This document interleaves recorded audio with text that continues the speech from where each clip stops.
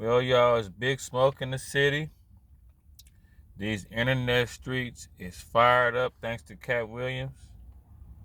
You know how it is when remember in elementary school when somebody had a fight, and then after the fight was over, you be ready to bump somebody in the shoulder, and what you want to do? Remember in elementary school? Well, I don't know about but us '80s babies, elementary school fights used to start like little wildfires. One person fight, then another fight.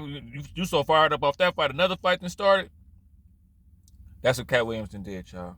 Y'all listen to Jason Whitlock and Stephen A. go back and forth. Made me take an even deeper interest in how someone with such limited journalistic skills came to be the face of the worldwide leader in sports. Stephen A. Smith released a memoir in 2023 called Straight Shooter. I read it. It's farcical. When I listened to Cat Williams talk about Kevin Hart and Steve Harvey, my mind immediately drifted to Stephen A. Smith's memoir. Smith's story just doesn't add up. Month or two of junior college basketball, without acquiring any stats or anything, he shuts down a practice, checks Stephen A. Smith into the scrimmage, and then, according to Smith's account, he knocked down 17 straight shots in the scrimmage. And Big House Gaines offered him a full scholarship immediately after the practice. I'm reading this, and when I read it, I was like, you gotta be kidding me. This is a comic book. Play a video of Smith going back to Winston-Salem State. This is one of these times that ESPN visited the campus, and let me see. Am I right? This is what's going on. And then Stephen A. starts engaging with some of his former teammates. Let's play the clip. I've been working with Stephen A. almost 5 years. You know, he's pretty big time. Turner once collaborated with each other to put on some old suit my father had sent me to college with and walked around campus imitating me with the suit on. This is what I had to go through when I was a youngster. What's up, Spank? What's going on, bro? Just think about what you just saw. And if you haven't connected the dots, those are just the first three teammates. Stephen A. Smith is 6'1". Them first three guys that he just showed you, he's towering over all of them. Stephen A. played on a midget basketball team. He's towering over all of them. This is a college basketball. 9 to 10 years saying absolutely nothing about this man. I never uttered the words fat bastard out of my mouth until a few months ago. So that means that the previous 9 years you never heard. I love hearing Stephen A. talk crazy. I This dude, I love Stephen A. talking crazy. Me speak on him at all. This article is an article written on Deadspin.com. The title, How Jason Whitlock is Poisoning ESPN's Black Grant Land. Because remember, Bill Simmons, who's now at Spotify, doing a great job. But now it's necessary. Excuse me. Because you see, if you listen to the fat bastard, I didn't play high school ball, even though my coach's name was Harvey Stoller. It was Thomas A. Edison Vocational and Technical High School. I played there my senior year. I was in a basketball tournament at Fashion Institute of Technology where I dropped 27 points and got a scholarship because the coach came calling me after that and what have you.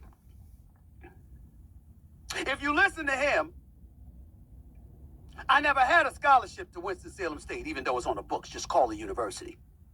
By the way, ladies and gentlemen, I'm an honorary doctorate member. I have an honorary doctorate from Winston-Salem State University because of my contributions to Winston-Salem State. I'm called Dr. Smith. Dr. Smith. Has something to also do with the contributions that I make because I believe about upliftment. I'm an ambassador for HBCU Week, and I've partnered with Ashley Christopher and Mir Persicki in Delaware and others to generate over 10,000 scholarships in excess of over $65 million in scholarships for African Americans. He ain't know to this, he true to this. But this man will tell you I'm lying while you were on Blaze TV spewing that bullshit to people. Oh. Did you tell him that? Got to get spicy. Did you tell them how you stood outside of First Take begging me to talk to you? Mm. Did you tell them that once this same article in Deadspin came out, weeks later you wrote a lengthy apology to me in an email, begging me to forgive you, pointing out how you were betrayed by this particular writer, so you know how I must feel that you betrayed me? Mm. Did you tell the folks that, you bitch? Did you tell them? You fat piece of shit. Did you tell them that? Got the names. We got Jamel Hill. We got Howard Bryant. You want me to bring up the other writers that wouldn't work for you? Mm. Why it took you nearly 2 years to get an article out? Hey, check it out, man. Check it out. Stephen A., I don't fault you for going straight at this man. Everybody trying to say, oh, he getting under Stephen A.'s skin and he got him in his feelings and Stephen A. is tripping and man, sometimes you gotta take the gloves off, man. Sometimes you gotta jump out there. And he been, you know, Jason Whitlock been talking crazy about Stephen A. for a minute. Stephen A. finally said, hey, I'm like a stopped up toilet. I ain't taking no more. He did it on his show. He didn't do it on ESPN. He said he told his pastor, he warned his pastor, look, I'm about to go in. Please forgive me. He went to the synagogue, the little priest behind the little. No, I'm just playing. But he told him, hey, I'm finna go in. And he went in. You bitch. You fat piece of shit. I've listened to that 100 times just on my own time. I played that part back. But yeah. Cat Williams done trickled down. It's the Cat Williams effect, y'all. You know what I'm saying? And talking about Stephen A. is triggered. Nah, Stephen A. tired of it. He doing it on his show.